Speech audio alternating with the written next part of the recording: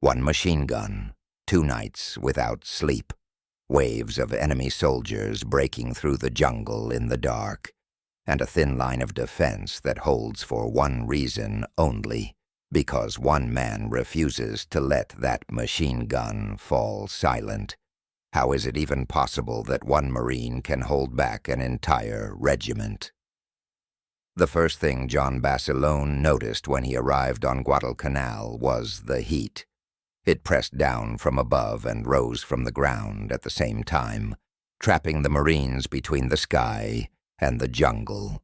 The landing craft scraped against the coral and sand, the gangways were lowered, and the men waded waist-deep into the surf, holding their rifles and ammunition above their heads. Ahead of them, beyond the beach, lay thick vegetation and an unfinished airstrip that the Japanese had abandoned only a few hours earlier. Guadalcanal did not look like a place that could decide the fate of the war in the Pacific. It was green, uneven, heavy with moisture. Coconut palms lined the coastline. Inland, the jungle swallowed sound and visibility for several meters. However, the airfield being built behind the tree line was already of crucial importance. If it were completed and defended, Japanese aircraft would be able to threaten Allied supply routes to Australia. When Basilone landed on this beach in August 1942 with the 1st Marine Division, he did not go down in history as a hero. He stepped into the mud, carrying parts of a heavy machine gun. The 1st Marine Division landed quickly and without immediate resistance. The airstrip was captured and renamed Henderson Field, but every Marine on the ground understood the situation clearly. The Japanese would return. They would not surrender the airfield in the Solomon Islands without a fight. By that time, Basilone was already a senior sergeant in charge of the machine gun section in the 7th Marine Division. His job was not symbolic. It was mechanical, tactical, and ruthless. Keep weapons in working order, ensure uninterrupted supply of ammunition, secure the line if the rifles malfunctioned. In the first days after landing, the Marines dug in around the airfield. Defensive perimeters were established. Where possible, lines of fire were cleared. Fields of fire were estimated rather than measured, as the jungle made accurate calculations impossible. At night, Japanese naval guns shelled the island. During the day, aircraft probed overhead. Supplies arrived irregularly. Food was rationed. Malaria began to circulate through the ranks. The island was not secured. It was occupied under threat. Basilone walked his sector repeatedly. He inspected tripod placements. He adjusted sandbags. He checked headspace and timing on his water-cooled machine guns. He made sure spare barrels were accessible and ammunition belts were staged so they would not tangle in darkness. He knew that when contact came, it would come fast and at close range. The Japanese favored night assaults. In the jungle, night did not simply reduce visibility, it erased it. Shapes became sound. Movement was detected by rustling leaves or snapping branches. When the enemy closed to within a few dozen yards, the only barrier between breakthrough and survival would be concentrated fire. Basilone understood this before the first major attack began. His path to that beach had not been dramatic. Born in 1916 in Raritan, New Jersey, to Italian immigrant parents, he grew up in a working-class household where steady employment mattered more than distant politics. At 17, he enlisted in the army and was stationed in the Philippines. It was routine service, drills, patrols, guard duty. But it taught him discipline and familiarity with tropical climates long before he saw Guadalcanal. He left the army after his enlistment ended and returned home to civilian life. Jobs were inconsistent. The Depression still shaped the country. When war expanded in Europe and tensions in the Pacific intensified, military service again became a stable path, and a purposeful one. In 1940, he joined the Marine Corps. Marine training in those years was rigorous but evolving. Amphibious doctrine was still being tested, equipment was limited, but the Corps emphasized physical endurance and weapons proficiency. Basilone gravitated toward machine guns, heavy, demanding weapons that required teamwork and technical care. The machine gun section was never glamorous. It carried more weight than rifle squads. It moved slower, but when positioned correctly, it could dominate terrain. That responsibility followed him to Guadalcanal. By October 1942, Japanese forces had gathered west of the marine perimeter. Intelligence indicated a major counterattack was forming. The objective was clear: recapture Henderson Field and drive the Marines into the sea. The defensive lines stretched thin through jungle and coconut groves. Units were positioned along ridges and shallow river lines. Basilone's section was assigned to a vulnerable sector covering approaches towards the airfield. The days grew quieter. That quiet carried tension. Patrols reported enemy movement at night. Occasional rifle fire echoed from the tree line. Artillery shells landed sporadically. Marines slept lightly, weapons within reach. Basilone spent those hours making small adjustments. He redistributed ammunition so no single position would run dry first. He confirmed overlapping fields of fire between his guns.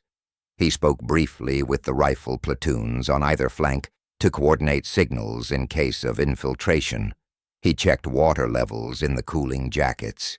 Overheating could silence a gun at the worst possible moment. The airfield behind them operated under constant threat. Aircraft landed and took off between bombardments. Every Marine knew that if the Japanese broke through the perimeter, Henderson Field would fall, and the balance of the campaign would shift. The night of October 24th approached with reports of large enemy formations moving into position. The jungle ahead of Basilone's line appeared still. No visible movement, no firing, but in the darkness beyond those trees, thousands of Japanese troops were assembling. And when they advanced, it would not be a skirmish. It would be a test of whether a handful of machine gun positions could hold against overwhelming force. On the afternoon of October 24th, 1942, the air over Henderson Field carried a different weight. Reports had filtered down through regimental channels since morning. Patrols from the 7th Marines had observed increased Japanese movement west of the perimeter. Prisoner interrogations suggested a coordinated assault was imminent. By 1600 hours, battalion commanders were instructed to prepare for a large-scale night attack. The order was clear: hold the line at all costs. Battle of Guadalcanal had entered a decisive phase. Japanese forces under General Hyakutake were attempting a concentrated push against the southern and western sectors of the marine perimeter. Their objective remained Henderson Field. If they broke through, Marine air operations would collapse. Staff Sergeant John Basilone's machine gun section was positioned along a thin stretch of defensive line manned by elements of the 7th Marines. The terrain consisted of low ridges broken by brush and coconut groves. Fields of fire were narrow and partially obstructed. Visibility beyond 50 to 75 yards was unreliable, especially after sunset. At 1730 hours, company commanders conducted final inspections. Ammunition was distributed forward. Each heavy machine gun position was reinforced with additional belts. Rifle squads were instructed to conserve fire until targets were confirmed. Flares were prepared, but limited. Artillery support was pre-registered along likely approach routes. Though communications were fragile and subject to interruption, once firing began. Basilone moved between his gun crews as daylight faded. He checked headspace and timing again. He verified that water cans for cooling jackets were full. He ensured spare barrels were accessible. His section operated .30 caliber water-cooled machine guns, reliable but heavy systems that required coordination between gunner, assistant gunner, and ammunition carriers. At 1830 hours, dusk settled. By 1900, the jungle ahead was black. The first indications came not as gunfire, but as sound. Movement in brush, low voices, occasional metallic contact. Japanese infantry were assembling within assault distance. Shortly after 2100 hours on October 24th, flares rose over parts of the perimeter. Sporadic rifle fire erupted along adjacent sectors. Within minutes, Basilone's section heard the first sustained exchange to their right flank. The assault had begun. Orders from battalion were transmitted before communications degraded. Maintain fixed positions. Do not withdraw without direct authorization. Artillery fire would support, but could not be relied upon continuously. Around 2,200 hours, Japanese forces made initial contact with Basilone's sector. They advanced in waves, using darkness for concealment. Some carried rifles with bayonets fixed. Others threw grenades into suspected positions before charging. The distance closed quickly. Basilone ordered his lead gun to open fire only when silhouettes were confirmed within effective range. The first burst cut through the tree line at approximately 75 yards. Tracer rounds illuminated movement. Figures dropped, but more advanced behind them. Within minutes, all of Basilone's guns were firing. The rate of fire was controlled but sustained. Ammunition belts fed steadily. Assistant gunners kept water jackets filled to prevent overheating. Riflemen on either side joined in, creating interlocking fields of fire. Japanese troops pressed forward repeatedly between 2,230 and midnight. Each assault attempted to exploit weak points. In some areas of the perimeter, hand-to-hand fighting erupted. On Basilone's line, the machine guns remained the primary barrier.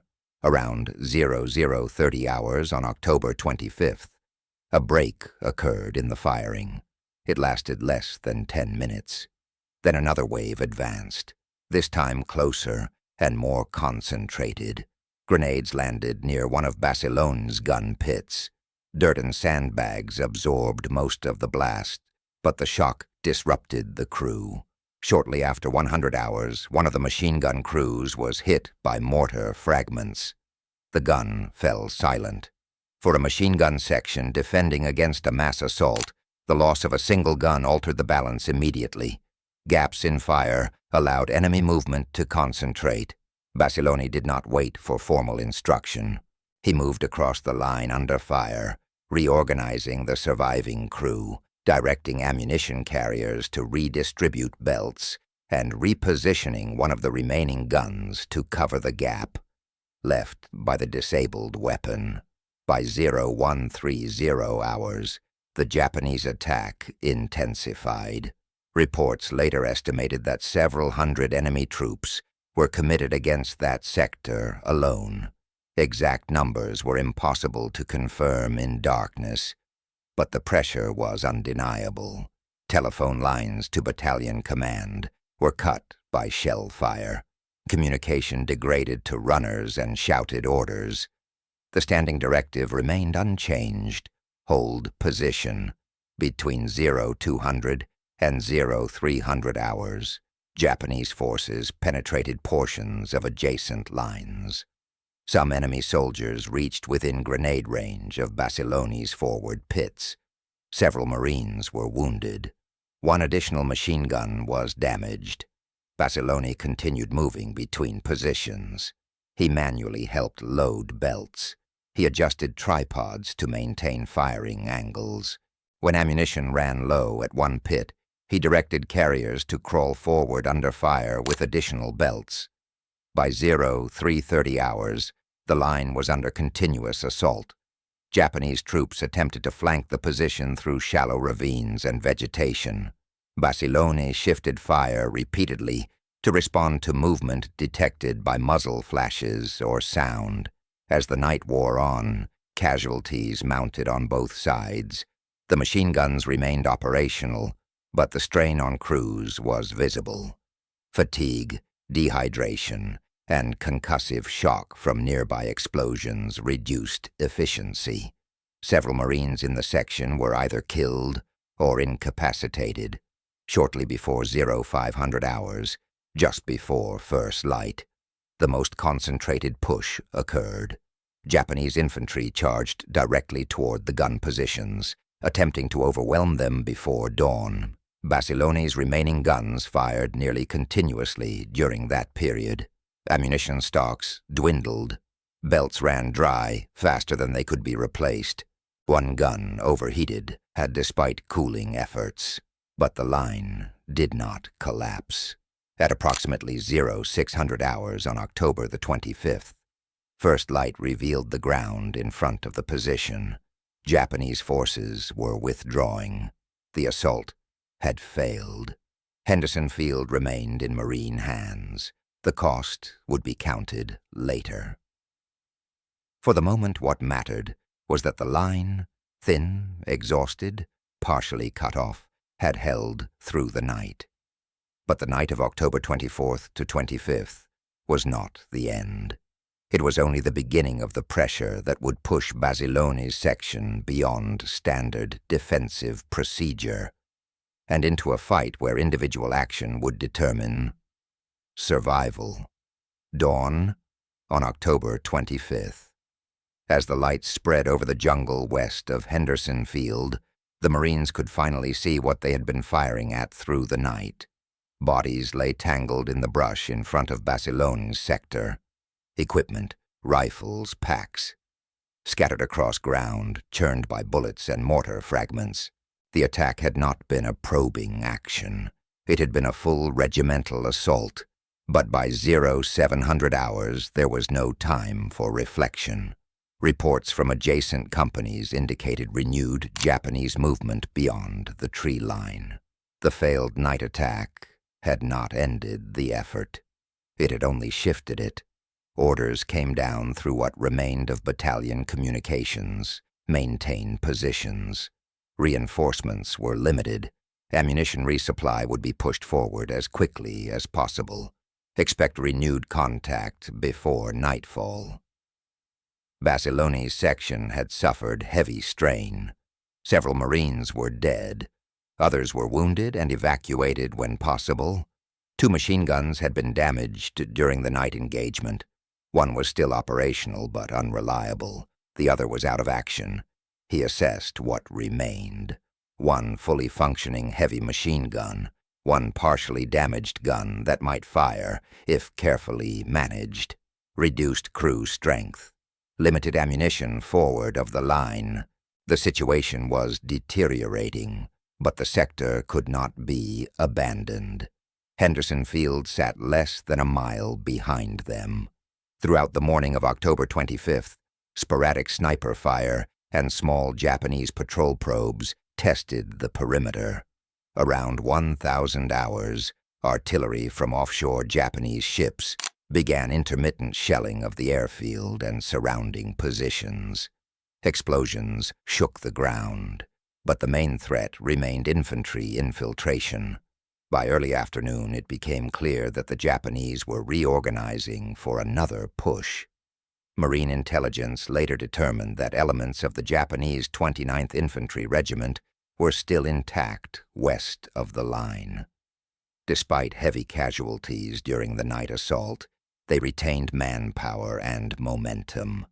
At approximately 1400 hours, Japanese forces initiated a renewed attack, this time more dispersed, using cover and attempting to exploit weak points created during the night battle. Basilone's damaged machine gun failed completely, within minutes of renewed firing. The weapon's feed mechanism jammed under sustained pressure. Attempts to clear it were unsuccessful. That left a single functioning heavy machine gun anchoring the sector. The tactical reality was immediate. If that gun fell silent, rifle squads alone would not stop a concentrated assault at close range. Basilone moved directly to the remaining gun position. He took control of ammunition distribution personally. Belts were fed carefully to avoid tangling. The gun crew, reduced in number, rotated positions to maintain rate of fire without overheating. By 1600 hours, Japanese forces began closing distance again. The attacks were not the massed wave charges of the previous night. They were staggered, probing movements intended to draw fire, identify positions, and then exploit them. Mortar rounds landed intermittently, targeting suspected gun pits. Communication with battalion command was intermittent at best. Telephone lines had been cut repeatedly. Runners risked sniper fire to relay updates. Shortly after 1700 hours, a critical problem emerged. Ammunition at Basilone's position was nearly exhausted. Resupply had stalled behind damaged terrain and ongoing sniper fire. The forward ammunition dump sat several hundred yards to the rear, across ground exposed to enemy observation and intermittent fire. Without ammunition, the gun would fall silent before nightfall. There was no formal order for what happened next. Basilone made a decision based on immediate necessity. He left the gun position and moved toward the rear under fire to retrieve ammunition personally. The distance was not long by daylight standards, several hundred yards, but under active engagement it was significant. Japanese small arms fire snapped through the brush.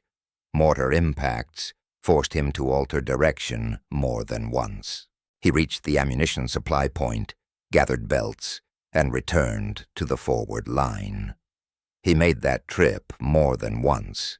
Each time, he moved through ground that could not be fully secured. Each time, the single operational machine gun remained manned by a reduced crew waiting for ammunition to resume sustained fire. If you value stories told without exaggeration, where details matter and outcomes hang on small decisions, consider supporting the channel with a like and subscription. It helps keep these histories alive. By sunset on October 25th, Basilone had helped keep that final gun operating continuously. Night approached again. The Marines understood what that meant. Japanese doctrine emphasized renewed night attacks, especially against weakened sectors. The previous night's failure would not prevent another attempt. If anything, it would intensify it. At approximately 1930 hours, darkness fell fully. Within the first hour, movement was detected again beyond the perimeter. This time, the Japanese attempted infiltration between positions rather than direct frontal assault. Small groups attempted to slip through gaps close to grenade range and attack from within. Basilone repositioned the machine gun slightly to widen its arc of fire. Around 2,100 hours, a grenade detonated near the gun pit, wounding one of the remaining crew members. The crew was now dangerously thin. Basilone took a direct roll at the weapon. He fired controlled bursts, shifting aim based on muzzle flashes and movement detected by sound. Tracer rounds illuminated advancing figures for split seconds at a time. Japanese soldiers reached within a few dozen yards.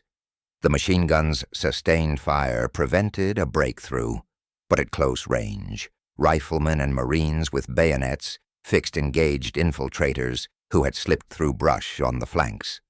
The line bent. It did not break. Between 2200 and midnight, repeated assaults were repelled. Ammunition once again ran low, and once again Basilone moved rearward under fire to retrieve more. The pattern repeated: fire, resupply, reposition, hold. By early morning hours of October 26th, Japanese momentum began to collapse. Dawn revealed the extent of their losses west of the marine perimeter. Hundreds of enemy soldiers lay in front of positions that had nearly failed under sustained pressure. The sector Basilone had helped hold was among the hardest hit. Had that final machine gun fallen silent, even briefly, Japanese infantry might have penetrated directly toward Henderson Field. Instead, the line held through 2 consecutive nights of assault. Orders came down later that morning. Maintain readiness, but Japanese forces were withdrawing westward. The offensive attempt to retake the airfield had failed decisively. Basilone did not receive immediate recognition. Morning reports on October 26, 1942 were written in practical language. Ammunition expenditures were listed. Casualties were counted. Gun positions were redrawn to reflect losses and adjustments. The perimeter around Henderson Field remained intact. Japanese forces had withdrawn west after repeated failed assaults. Guadalcanal was still contested, but the attempt to retake the airfield through frontal night attacks had failed decisively. For Staff Sergeant John Basilone, the morning was not ceremonial. He supervised the clearing of jammed weapons, the redistribution of ammunition, and the consolidation of what remained of his section. Several Marines who had begun the defense on October 24th were gone. Others were wounded and evacuated. His machine gun line had been reduced to fragments. The ground in front of the position confirmed the scale of the assault. Later estimates suggested hundreds of Japanese dead across the broader sector. In Basilone's immediate front, the density of bodies illustrated how close the line had come to being overrun, but the larger operational picture mattered more than numbers. Henderson Field continued to operate. Marine and Navy aircraft, the Cactus Air Force, launched from the Strip throughout the day. Their presence prevented Japanese naval dominance during daylight hours and disrupted reinforcement attempts. The airfield was the center of gravity on Guadalcanal. As long as it functioned, the Marines retained strategic leverage. The defense of October 24th to 26th secured that leverage. Within regimental command, after-action reports began to isolate individual sectors that had absorbed disproportionate pressure. Basilone's section was repeatedly mentioned. Testimony from officers and enlisted Marines described how ammunition had nearly failed, how one remaining machine gun had continued firing through the night, and how resupply had been carried forward under direct fire. The details were verified. The trips to the rear for ammunition were confirmed by multiple witnesses. The consolidation of damaged gun crews was documented. The fact that one operational gun had anchored that portion of the line during the most critical hours was not disputed. By early November, recommendations were forwarded up the chain of command.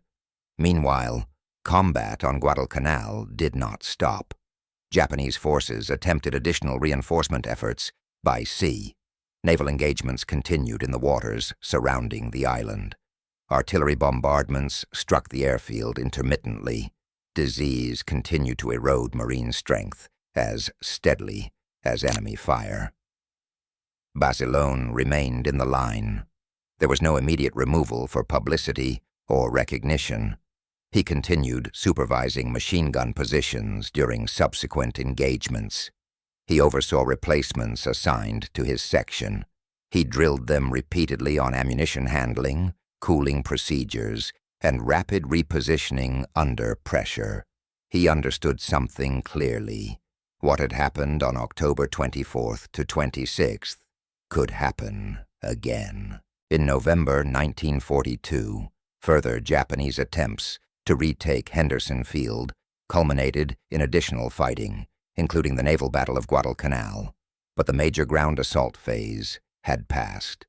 The failure of the October offensive marked the turning point of the land campaign. By December, the initiative had shifted. American reinforcements increased. Supplies improved. Japanese forces, weakened by losses and starvation, began preparing for evacuation. Recognition for Basilone moved through administrative channels during this period. On November 10, 1942, it was announced that he would receive the nation's highest award for valor. Medal of Honor citations are written in precise language. They do not rely on emotion. They describe actions, distances, quantities of ammunition, and enemy pressure. Basilone's citation referenced his leadership, his direct engagement at the machine gun, and his movement through enemy fire to secure ammunition when his section was nearly overrun. The decision to award the Medal of Honor reflected not only individual courage, but operational consequence. If that sector had collapsed, Japanese forces might have reached the airfield perimeter. Even temporary disruption of Henderson Field would have altered naval and air operations across the Solomons. In early 1943, Basilone was ordered back to the United States. The decision was practical. Medal of Honor recipients were often used to support war bond drives and recruitment efforts. The American public, still absorbing the shock of early Pacific losses, needed tangible examples of resistance and success. Basilone departed Guadalcanal reluctantly. He left behind men who had fought beside him. He left an island that had nearly killed him, and thousands of others. He left a battlefield that remained active. Back in the United States, the reception was immediate and intense. He traveled across the country promoting war bonds. Crowds gathered. Speeches were scheduled. Photographs were taken. Newspapers described him as a hero of Guadalcanal. The contrast was severe. Weeks earlier, he had been knee-deep in mud, feeding ammunition belts into a water-cooled gun under mortar fire. Now he stood on stages in American cities, shaking hands and encouraging civilians to support the war effort financially. He fulfilled those obligations professionally, but privately, he requested reassignment to combat duty. He did not view himself as a symbol. He viewed himself as a Marine machine gunner whose unit was still overseas. Command hesitated. Medal of Honor recipients were considered high-value morale assets. Losing one in combat carried risk beyond tactical loss. Yet Basilone persisted in his request. Eventually, his reassignment was approved. In 1944, he returned to active combat training with a new Marine division preparing for operations in the Central Pacific. The war had evolved. Amphibious assaults were larger, more heavily supported by naval gunfire and carrier aviation. Japanese defensive tactics had shifted toward fortified island strongholds designed to inflict maximum casualties. The next battlefield would not be jungle perimeter defense. It would be a direct assault against prepared positions. And for Basilone, the second phase of his war would unfold not in defense, but in an attack that demanded the same steadiness under fire that had defined him on Guadalcanal. Part 5. Iwo Jima, February 19, 1945. By February 1945, Gunnery Sergeant John Basilone had already survived one decisive campaign in the Pacific. He had received the Medal of Honor for Guadalcanal. He could have remained in the United States, assigned permanently to training and bond drives. He chose to return to combat. He deployed with the 5th Marine Division for the assault on Iwo Jima, an island transformed into a fortified defensive system. By 0, 8:30 hours on February 19th, 1945. Naval bombardment had already been underway for days. Battleships and cruisers had shelled the island. Carrier aircraft had struck visible targets. But the Japanese defense, approximately 21,000 troops under General Kuribayashi, was positioned underground. Instead of defending the waterline, Japanese forces were arranged 100 to 500 yards inland in reinforced blockhouses, artillery chambers, and interlocking machine gun nests connected by tunnels. Their plan was to allow the beaches to fill with Marines and equipment, and then open fire at close range. At 0900 hours, the first waves landed. The 5th Marine Division moved ashore across black volcanic sand that absorbed boots and bogged down vehicles. Within 10 to 15 minutes, assault elements had pushed roughly 100 to 150 yards inland. Then, around 1000 hours, Japanese positions opened up. Machine guns fired from concealed embrasures approximately 200 yards inland. Mortars began landing along the beach. Artillery struck pre-registered zones. The beach became a killing area with limited cover. Basilone's company advanced toward rising ground that concealed a fortified blockhouse controlling an exit corridor about 150 yards ahead. Marines attempting to cross open ground were pinned by grazing fire. Basilone moved forward with a small group under covering fire. The final approach required crossing approximately 40 to 50 yards of exposed terrain. Grenades were thrown into the firing slits. Automatic fire followed.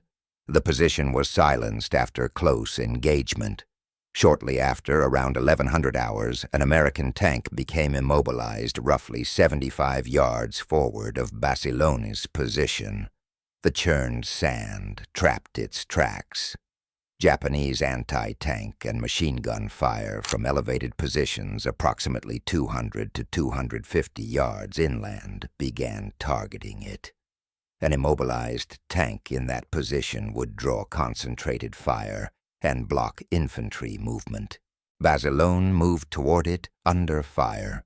He crossed open ground, while enemy small arms rounds struck sand and steel nearby.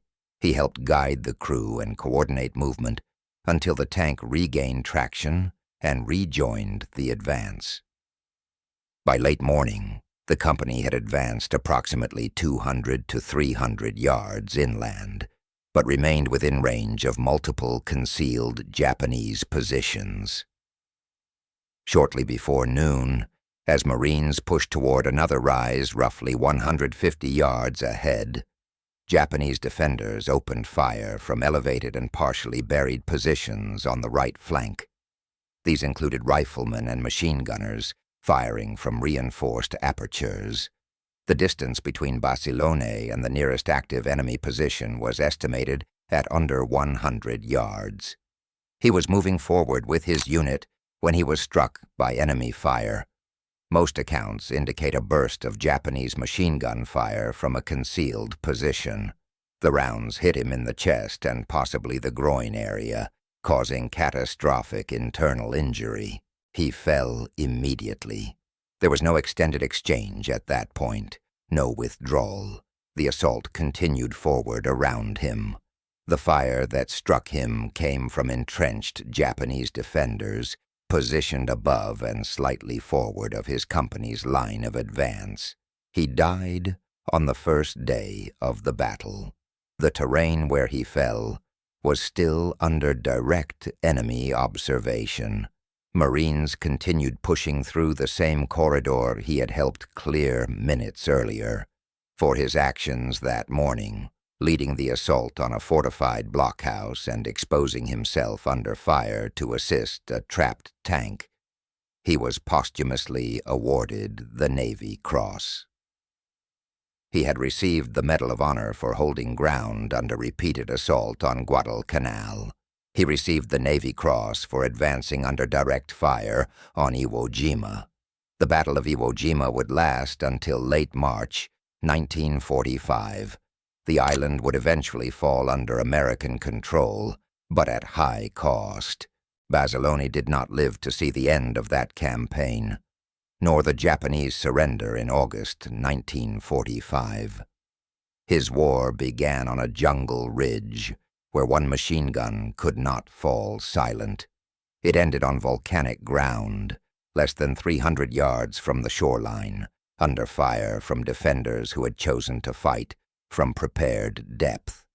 If you've followed this entire story, write in the comments which phase defined him more in your view, the defense at Guadalcanal or the assault at Iwo Jima. And if you want more World War II stories told with clarity, support the channel with a like and subscribe.